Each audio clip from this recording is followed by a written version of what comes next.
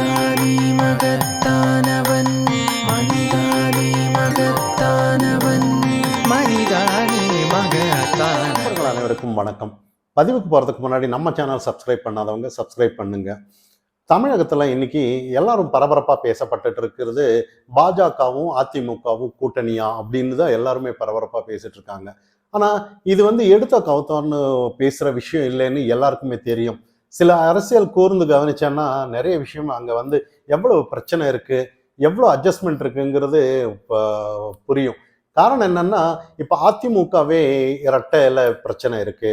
அது இல்லாமல் டிடிவி தினகரன், அதே மாதிரி ஓபிஎஸ் அவர்கள், சசிகலா அவர்கள், அதே மாதிரி இந்த சைடில் அதிமுகவிலேயே ரெண்டு நிலைப்பாடு இருக்கு. அதாவது கேபி முனுசாமி, சிவி சண்முகம், இந்த மாதிரி ஜெயக்குமார் இவங்கெல்லாம் ஒரு குரல்ல இருக்காங்க. அதே மாதிரி எஸ்பி வேலுமணி, தம்பிதுரை, இந்த மாதிரி அவங்கெல்லாம் பிஜேபிக்கு ஆதரவா சில கூட்டணி வேணுங்கிற மாதிரி சில இருக்காங்க. அப்போ இந்த இடத்துல கூர்ந்து கவனிச்சிங்கன்னு தெரியும், எடப்பாடி பழனிசாமி அவர்கள் நல்ல அரசியல் முதிர்ச்சின்னு தான் இன்னைக்கு பார்க்கப்படணும். காரணம் என்னன்னா, டெல்லிக்கு கூட்டிட்டு போகும்போது கூட அந்த இடத்துல இரு தரப்பு அந்த இடத்துல உட்கார்ந்து பேசியிருக்காங்க. அதாவது அமித்ஷா அவர்களை சந்திச்சிருக்காங்க.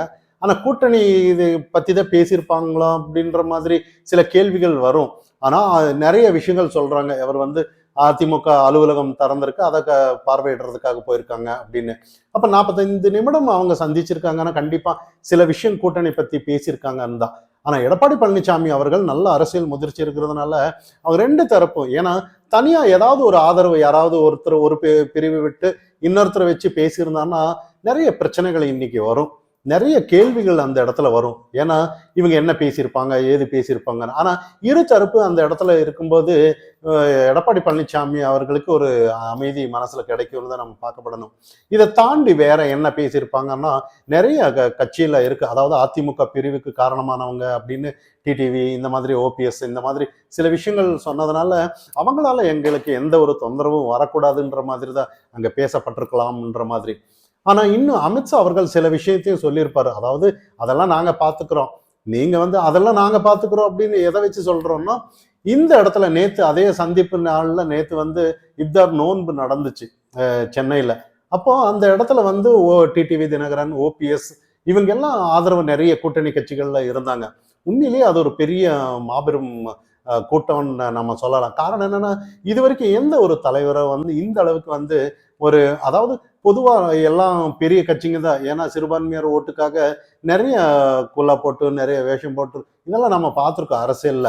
ஆனா எந்த ஒரு பிரச்சனையும் இல்லாம மோடியோட மத்திய, அதாவது அவரோட திட்டத்தை எல்லாருக்கும் யாருக்கும் எந்த ஒரு பிரிவினை இல்லைன்ற மாதிரி அண்ணாமலை அவர்கள் தான் அந்த இடத்துல உட்கார்ந்து நிறைய விஷயங்கள் அவங்களுக்கு சொல்லியிருக்கிறாரு.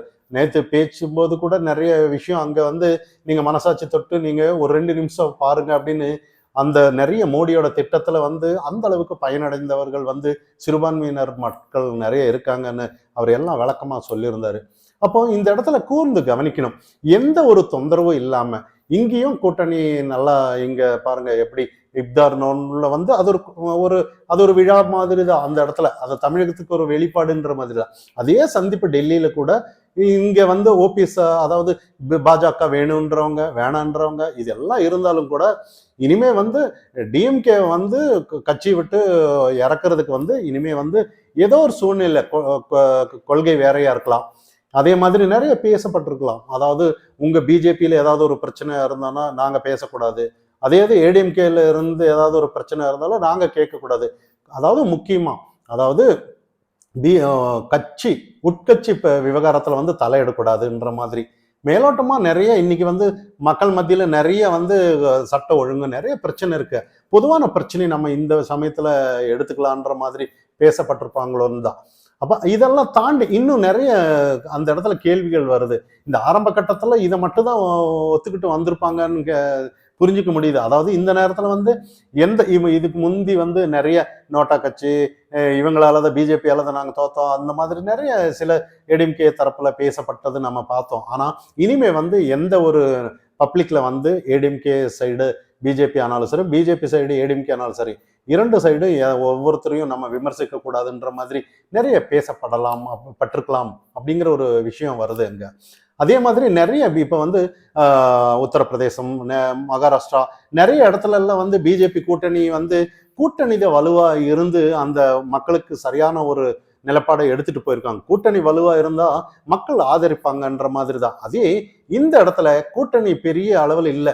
இப்ப டிஎம்கே இருந்தாலும் கூட கூட்டணியால தான் இத்தனை நாள் வந்து ஒரு அவங்க நிலைப்பாட்டு ஸ்டாண்டர்டா இருந்திருக்கு.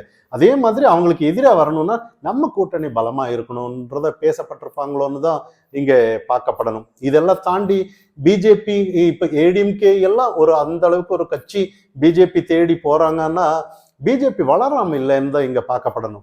பிஜேபி வளர்ந்ததுனாலதான் அவங்க போயிருக்காங்கன்னு நம்ம பார்க்கப்படணும். சும்மா போய் ஏதோ ஒண்ணு பிஜேபி கூட்டணின்னு அந்த அளவுக்கு இவங்க முதிர்ச்சி இல்லாதவங்க கிடையாது.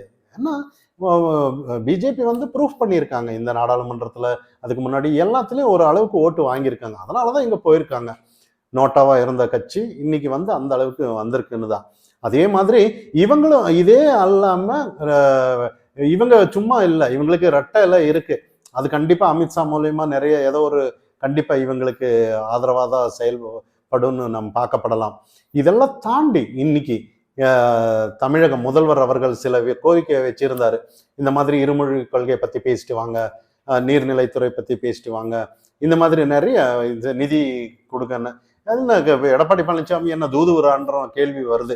அவர் அங்க போய் பேசியிருப்பாரு, இங்க வந்து பத்திரிகையாளர் முன்னர் பேசி சொன்னாரு. எனக்கு என்னமோ நம்பிக்கை இல்லை அவர் வந்து சொல்லும்போது இதை பத்தி எல்லாம் பேசியிருப்பாருன்ற மாதிரி தெரியல. ஏன்னா அப்படியே பேசியிருந்தா இவர் என்ன தூதுவரா? வேற இவர் வேற அறிக்கை கொடுக்க முடியாதா? முதலமைச்சருக்கு தூதுவரா இவர் எடப்பாடி பழனிசாமி?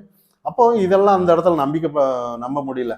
ஆனா உண்மையிலேயே சூட்சுமமா நிறைய விஷயம் இங்க இருக்கு.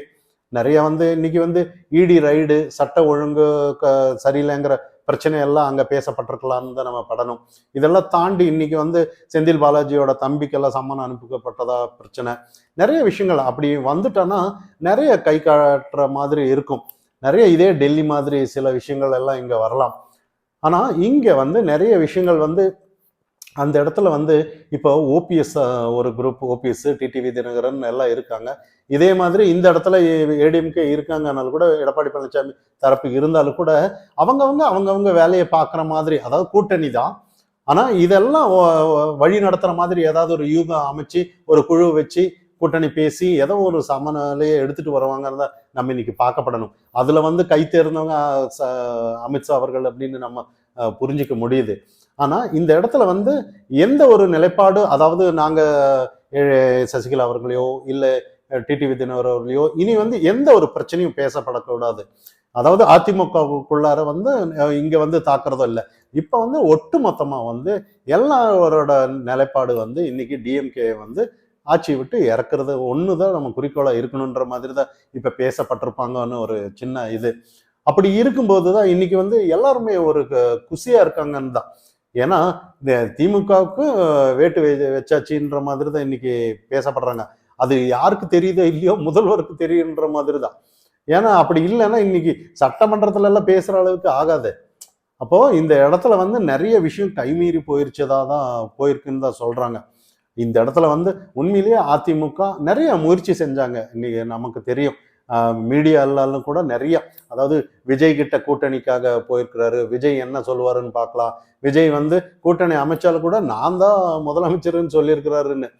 அப்ப எப்பேற்பட்ட ஒரு அதிமுக கட்சி இப்போ வந்து விஜய் எதிர்பார்க்குறாங்கன்ற இவங்க கட்டுக்கதை சொல்றதே பெரிய முட்டாள்தனமானதுதான். விஜய் கூப்பிட்டுட்டோன்னா அது என்ன அர்த்தம்? விஜய் எடப்பாடி பழனிசாமி எதிர்பார்க்கிறாரு அப்படிங்கிற இதெல்லாம் நம்பத்தக்கதல்ல. காரணம் என்ன, இதெல்லாம் இந்த ஊடகத்தை வச்சு சில விஷயங்கள் தான். இன்னைக்கு வந்து நிறைய விஷயம் இன்னைக்கு இருக்கு.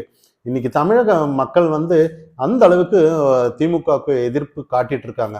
இந்த வாய்ப்பை விட்டுட்டோன்னா இனி அதிமுக எந்த கட்டத்திலையும் வராதுன்னு அதிமுகவுக்கு நல்லா தெரியும். ஏன்னா அதிமுக இந்த கூட்டணி மட்டும் இந்த சமயத்துல 2026 மட்டும் வரலைன்னா இனி ஜென்மத்திலையும் வராதுன்னு எல்லாரும் தெரியும். அப்போ வந்து அவங்க வந்து அந்த அளவுக்கு மிஸ் பண்ற மாதிரி இல்லை. பிஜேபி எல்லாம் அந்த அளவுக்கு உதாசீனப்படுத்துற மாதிரி இங்க தெரியல. காரணம் என்னன்னா பிஜேபி அவங்க ஸ்டாண்ட்ல கரெக்டா நின்றுட்டு இருக்காங்கன்னு தான். ஆனா இங்க எந்த சூழ்நிலையிலையும் பிஜேபியோட கொள்கை வந்து அவங்க ஒரு கண்டிஷன் கண்டிப்பா இருக்கும். நாங்க வந்தா இப்படிதான் இருக்கும் அப்படிங்கிறது மற்ற மாநிலங்கள் எல்லாம் எப்படி பாருங்க, அதே மாதிரி தான் இருக்கும்.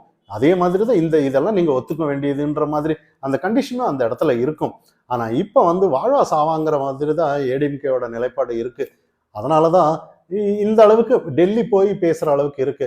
என்னதான் நம்ம வந்து காதும் காதும் வச்சு பேசினாலும் கூட இந்த சந்திப்பு வந்து கொஞ்சம் ஏதோ ஒரு வித்தியாசமா இருந்திருக்குன்னு தான் பார்க்கப்படணும். இருந்தாலும் அந்த ஒரு அதிகாரப்பூர்வமா கூட்டணி அறிவிச்சாங்கன்னா அது வேற லெவல்ல கொண்டாடுவாங்கன்னு தான் நம்ம இன்னைக்கு பார்க்கப்படணும். பார்ப்போம் எப்படி 2026 தேர்தலுக்கு கூட்டணி என்று. மனிதா நீ மகத்தான்